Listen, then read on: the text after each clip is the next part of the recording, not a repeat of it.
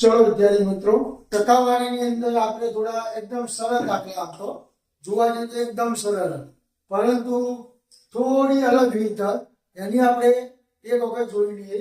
તો કેવા દાખલા?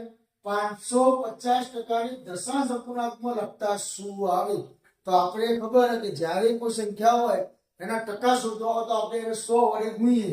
તો આ ટકા આપેલા 550, તો એને 100 વડે ભાગી દઈએ તો આપણને સાદી સંખ્યા મળી જાય.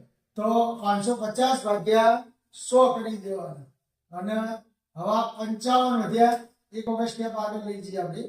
55 ભાગ્યા 10, આપણને ખબર નીચે કેટલી શૂન્ય? 1 શૂન્ય વાળી સંખ્યા, તો ઉપર કેટલી સંખ્યા? 2. તો 2 સંખ્યા હોય એટલે પોઈન્ટ પછી એક સંખ્યા રાખવાની, તો આપણો જવાબ મળી જાય 5.